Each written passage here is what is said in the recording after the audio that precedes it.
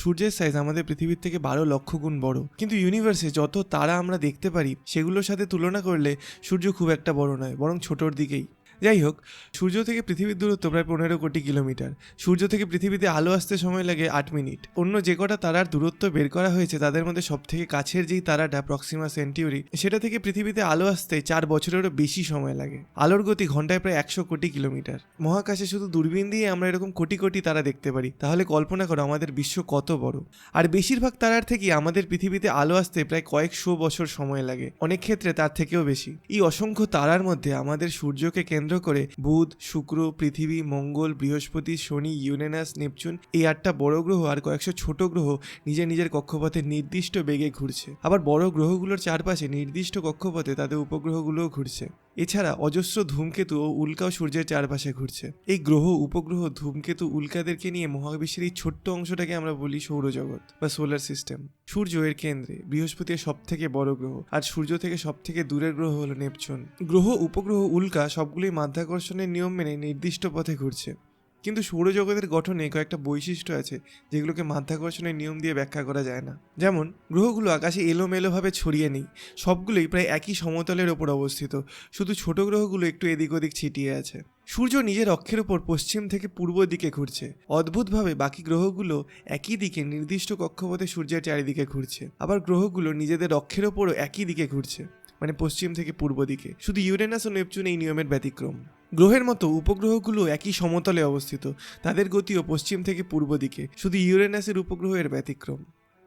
সূর্য থেকে গ্রহগুলোর দূরত্ব মনে রাখার একটা সহজ ফর্মুলা আছে, কিন্তু তার আগে পৃথিবী থেকে সূর্যের দূরত্বকে, মানে 14,96,00,000 কিলোমিটারকে যদি আমরা এক অ্যাস্ট্রোনমিক্যাল ইউনিট ধরি, তাহলে এভাবে প্রত্যেকের সাথে 4 যোগ করলে হবে। আর তার নিচে যদি আমরা গ্রহগুলোর নাম পরপর লিখতে থাকি, এখানে বুধের দূরত্ব যদি 0.4 বোঝায়, তাহলে পরপর সংখ্যাগুলো অ্যাস্ট্রোনমিক্যাল ইউনিটে পরপর লেখা গ্রহের দূরত্বের সমান হবে। এখানে 28-এর নিচে কোনো গ্রহের নাম নেই। কেপলার অনুমান করেছিলেন যে মঙ্গল ও বৃহস্পতির মাঝে কোনো অনাবিষ্কৃত গ্রহ আছে হয়তো। কেপলারের অনেক পরে যখন ইউরেনাস আবিষ্কার হলো, তখন সেটার দূরত্ব এই ফর্মুলা থেকে হিসেব করে পাওয়া গেল। তখন সবাই এই 28-এর গ্রহটাকে খুঁজতে লাগলেন। তাতে পাওয়া গেল যে সেখানে একটা বড় গ্রহের পরিবর্তে অনেকগুলো ছোট ছোট গ্রহ আছে। অনেকে মনে করে এখানে একটা বিশাল গ্রহ ছিল, কিন্তু সেটা কোনোভাবে ভেঙে গিয়ে অ্যাস্ট্রয়েড বেল্টটা তৈরি করেছে। সৌরজগতের গঠনের এই বৈশিষ্ট্যগুলো দেখলে মনে হয় যেন এইসব মহাজাগতিক বস্তুগুলোর মধ্যে তাদের সৃষ্টির সময় থেকে কোনো অদৃশ্য সম্পর্ক আছে। কিন্তু কি এই সম্পর্ক, যার কারণে এই গ্রহ উপগ্রহগুলো ছড়িয়ে ছিটিয়ে না থেকে যে কোনো দিকে না চলে এরকম সুনিয়ন্ত্রিত নিয়মে চলছে? এবার চলো সেটাই বোঝার চেষ্টা করি। পৃথিবীর ভেতরটা খুবই গরম। মাটি খুঁড়ে যত নিচের দিকে যাওয়া যায় তত তাপ বাড়তে থাকে। তাছাড়া ভূমিকম্প, আগ্নেয়গিরি, উষ্ণ প্রস্রবণ, পাহাড়ের উত্থান, এসবের একমাত্র সম্ভাব্য কারণ ভূগর্ভস্থ তাপ। যে কোনো উত্তপ্ত পদার্থই তাপ বিকিরণ করে সময়ের সাথে ঠান্ডা হয়, আর সাধারণত কোনো জিনিস ঠান্ডা হলে সেটার আয়তন বা ভলিউমও কমে যায়। সুতরাং অনেক আগে আমাদের পৃথিবী আরও গরম ছিল, এমনকি তরল অবস্থায় ছিল। তারও আগে যখন তাপ আরও বেশি ছিল, তখন পৃথিবী একটা গ্যাসের বল ছিল, এতে কোনো সন্দেহ নেই। আর তখন এর আয়তনও ছিল অনেক বেশি। সূর্য অবিরাম তাপ বিকিরণ করছে। একটা কয়লার পৃথিবী তৈরি করে যদি সেটাকে 36 ঘন্টা ধরে টানা পোড়ানো হয়, তাহলে যে পরিমাণ তাপ তৈরি হবে, সূর্যপৃষ্ঠের প্রতি বর্গফুট থেকে প্রতি ঘন্টায় সেই পরিমাণ তাপ বিকিরিত হচ্ছে। বিকীর্ণ তাপের 22,70,00,000 ভাগের মাত্র 1 ভাগ পৃথিবীতে এসে পড়ে, আর তাতেই পৃথিবীর সব কাজ চলছে। কল্পনা করো তাহলে পুরো তাপের পরিমাণ কত। কিন্তু সূর্যের এই বিরাট তাপ কিভাবে উৎপন্ন হয়? কেউ বলে সূর্যের ওপরটা পুড়ছে বলে সেখানে এত তাপ পাওয়া যায়। আবার অনেকের মতে সূর্যের ওপর অজস্র ধারায় উল্কাপাত হওয়ার কারণে সেখান থেকে এত তাপ বেরোচ্ছে। কিন্তু অসুবিধা হলো রাসায়নিক বিক্রিয়া বা উল্কাপাতের কারণে এত তাপ উৎপন্ন হতে পারে না। জার্মান বিজ্ঞানী হারমান ভন হেলমহোলৎস মনে করতেন সূর্যের এই বিশাল পরিমাণ তাপের সৃষ্টির একমাত্র কারণ সূর্যের দেহের সংকোচন। সূর্যের দেহ যত ছোট হচ্ছে সেটা থেকে ততই তাপ বেরোচ্ছে। হেলমহোলৎসের একটা গণনা অনুযায়ী সূর্যের ব্যাস 140 কিলোমিটার কমলে যে পরিমাণ তাপ উৎপন্ন হবে, তাতে প্রায় 2290 বছর ধরে তাপ বিকিরণ চলতে পারে। তার মতে একসময় গোটা সৌরজগৎটা জুড়েই সূর্য ছিল, এখন ছোট হতে হতে এতটুকু হয়ে গেছে। এখন আমরা জানি যে সূর্যের এই বিপুল পরিমাণ তাপের উৎস সেটার মধ্যে হতে থাকা নিউক্লিয়ার ফিউশন, কিন্তু এই সূর্যের সংকোচন মতবাদটা একসময় সবথেকে অ্যাডভান্সড নলেজ ছিল। তাই এই মতবাদের উপর ভিত্তি করে সেই সময় তাবর বিজ্ঞানীরা তাদের নিজের মতামত প্রচার করেছিলেন। যেরকম ম্যাথামেটিশিয়ান লাপ্লাস সৌরজগতের বিবর্তন সম্পর্কে একটা বেশ ইন্টারেস্টিং মতবাদ প্রচার করেছিলেন, যার সমর্থন করেছিলেন ইমানুয়েল কান্ট।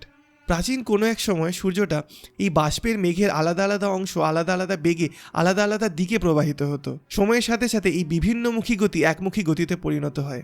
সেই বাষ্পরাশি একটা ভরকেন্দ্রের চারিদিকে পশ্চিম থেকে পূর্ব দিকে ঘুরতে শুরু করে। তাপ বিকিরণের সাথে সাথে আর মাধ্যাকর্ষণের কারণে সেই বিশাল দলাটা সংকুচিত হতে থাকে। গতি বাড়ার সাথে সাথে কেন্দ্রাপসরণ বা সেন্ট্রিফিউগাল ফোর্সও বাড়তে থাকে। তাই এই দলাটা নিরক্ষদেশ বা মাঝের অংশটা ফুলে ওঠে আর ওপর নিচের দিকটা চেপে যায়। আরও সংকোচনের সাথে সেন্ট্রিফিউগাল ফোর্স আরও বাড়তে থাকে আর একসময় মাঝের অংশটা বাকি তরলের থেকে আলাদা হয়ে একটা বলয় সৃষ্টি করে। এখন মাঝে একটা পিণ্ড নিজের অক্ষের ওপর পশ্চিম থেকে পূর্ব দিকে ঘুরছে আর আস্তে আস্তে ঘনীভূত আর ছোট হচ্ছে।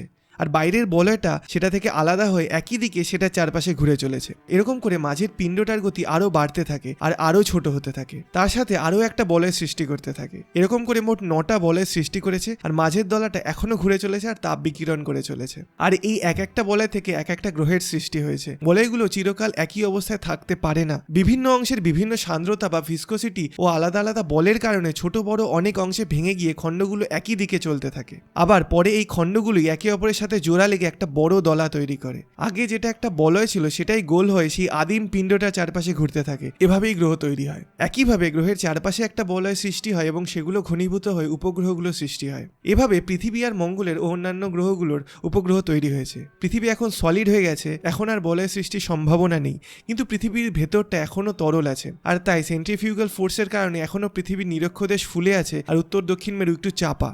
কিন্তু শনির বলয় এখনও আছে আর সেগুলোর পরিবর্তনও আমরা লক্ষ্য করতে পারি। এই তত্ত্বটার অনেক অসুবিধাও আছে।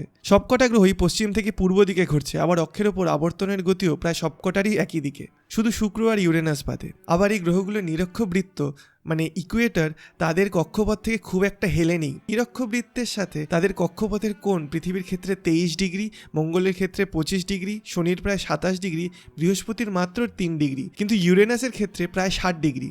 বৃহস্পতি আর মঙ্গলের মাঝে একটা বড় গ্রহের পরিবর্তে অনেক ছোট ছোট গ্রহ বা ডোয়ার্ফ প্ল্যানেট আছে। মনে করা হতো যে বলয়টা থেকে এই ছোট ছোট গ্রহাণুগুলো তৈরি হয়েছে, সেগুলো বৃহস্পতির মাধ্যাকর্ষণের কারণে ঠিকঠাক জমাট বাঁধতে পারেনি। বড় গ্রহের উপগ্রহের সংখ্যা ছোট গ্রহের উপগ্রহের সংখ্যার থেকে বেশি হওয়া উচিত, কিন্তু মঙ্গলের 2টো আর বুধ আর শুক্রের কোনো উপগ্রহই নেই। পৃথিবীর একটা উপগ্রহ আর বড় বড় গ্রহগুলোর অনেক বেশি উপগ্রহ।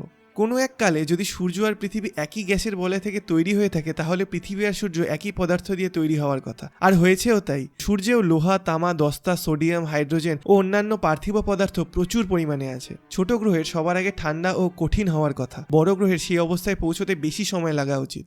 গ্রহগুলোকে দেখলেও সেরকমই মনে হয়। চাঁদ সব থেকে ছোট, তাই একদম কঠিন হয়ে গেছে, জল ও বায়ুর লেশমাত্র নেই। এর আগ্নেয়গিরিগুলো অনেকদিন আগেই অগ্নুৎপাত ছেড়ে দিয়েছে, সুতরাং এর ভেতরটাও ঠান্ডা হয়ে গেছে। আবার পৃথিবী চাঁদের থেকে 50 গুণ বড়, তাই পৃথিবীর ভেতর আজও অগ্নিময় ও পরিভাগ ঠান্ডা, কিন্তু তাও পৃথিবীর কিছু অংশ বাষ্প, বায়ুমণ্ডল, কিছু অংশ তরল যেরকম মহাসাগর। পৃথিবীর জীবন শেষ হতে এখনো অনেক দিন বাকি। শুক্র ও মঙ্গল বয়সে ও আয়তনে অনেকটাই পৃথিবীর মতন, তাদের প্রাকৃতিক অবস্থা অনেকটা পৃথিবীর মতোই।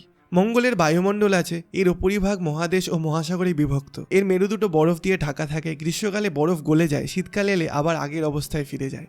বৃহস্পতি আকারে সবচেয়ে বড়, এর অবস্থাটা অনেকটা সূর্যের মতোই। অনেক বাষ্প মেঘের মতো তার বিশাল শরীর ঢেকে রেখেছে, যেগুলো প্রচণ্ড গতিতে এলোমেলো উড়ে বেড়াচ্ছে। শনির অবস্থা অনেকটা একই রকমের। এই তত্ত্বগুলো হয়তো পুরোপুরি ঠিক নয়, কিন্তু বিশ্ব সৃষ্টির যে তত্ত্ব এখন আমরা মানি সেটার সাথে অনেক মিল আছে। এই সব তত্ত্ব ছিল আর তাদের মধ্যে কিছু ভুল ছিল বলেই আজকে আমরা আমাদের তত্ত্বগুলোই আসতে পেরেছি। সিধু যেটা বলেছিলেন, কোনো কাজে নামলে আগে তার ইতিহাসটা ভালো করে জেনে নেওয়া দরকার। আজ না হয় আমরা সেটাই করলাম।